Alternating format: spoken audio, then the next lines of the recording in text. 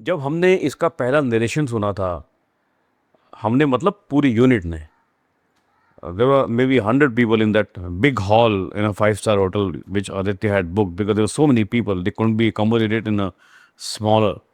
And he wanted to give the narration to everybody at the same time.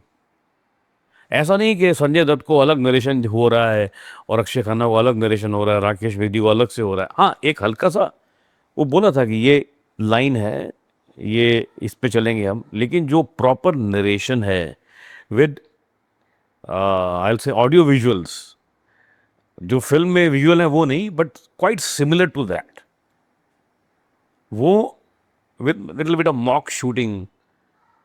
तो वो narration हमारा चला था कोई 2.5-3 घंटे, और उसमें सब एक्टर थे, जितने एक्टर फिल्म में देख रहे हैं आप सब थे, रणवीर से लेकर to everybody, Sanjay Dutt and Madhavan and everybody, and all the HODs, dress वाले कह लो या DOP कह लो या sound, and all the HODs were there.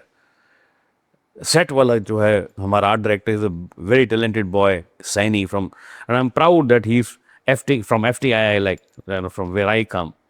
Even the sound man is from FTII, so I'm proud of that. So we three are from FTII. तो वो जो narration थी वो इतनी गजब की नरेशन थी कि 2.5-3 घंटे कोई हिला नहीं अपनी जगह से, किसी का फ़ोन नहीं बजा, क्योंकि उसमें पूरा इन्वॉल्व थे सब. और वो पूरी स्क्रिप्ट पढ़ी गई जो अभी आपने देखी है. और स्क्रिप्ट का मतलब ये नहीं है कि डायलॉग टू डायलॉग. स्क्रिप्ट का मतलब ये है कि उसने ये कहा और उसके ऊपर इस बात का असर हुआ, और फिर वो वहां से उठ के टेबल पे गया, उसने ड्रिंक पोर की. मतलब ये इतनी ऐसी नरेशन थी.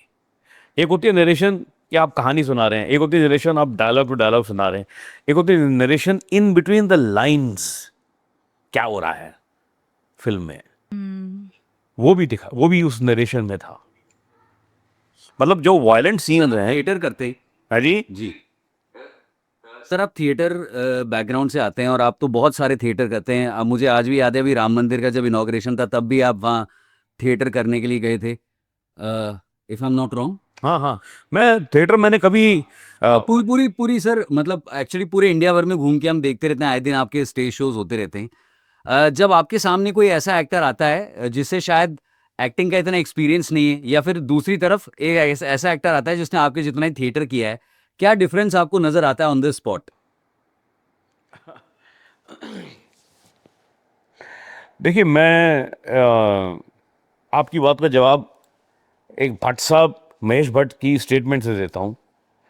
फिल्म लगी, उन्होंने फिल्म देखी, मुझे बहुत प्यार करते हैं. मेरा एक सोलो प्ले है मसाज, जो आज भी चल रहा है पिछले 23 साल से. I do perform alone for 2 hours. I play 24 characters in that. उसका इनॉग्रेशन किया था भट्ट साहब ने बहुत साल पहले. He had, I mean you can say, cut the ribbon, lit the lamp, जो भी फॉर्मेलिटीज होती हैं. And he was there to see, and plus he has seen my other works also. I worked with him in some films also. तो उनका मुझे phone आया, उन्होंने बड़ी अच्छी बात की. उन्होंने कहा, बेटा तेरी परफॉर्मेंस में तेरा सारा का सारा थिएटर, तेरी सारी की सारी पोइट्री, तेरी सारी थिंकिंग जो मैं तुझे जानता हूँ, वो सब दिखाई दे रही है. तू जो लिखता है, जो सोचता है.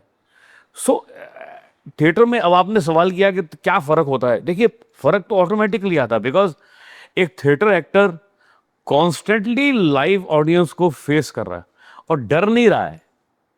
नॉर्मल कई मैंने एक्टर देखे हैं जो कैमरा के सामने 6 लाइनें दे दो तो उनकी जान निकल जाती, वो कट करते हैं. नहीं यार, 2-2 करके लो, याद नहीं होता है. कौन है वो? याद नहीं होता है.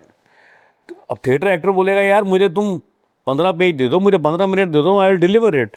मुझे करेक्टर बता दो क्या है, मैं उसके हिसाब से उसको ढालकर थोड़ा बहुत ऊपर नीचे करके जो आपको चाहिए, जो मुझे चाहिए, will come to a common ground and will take it. That's what happen with a theatre actor, because he is not scared of the lines.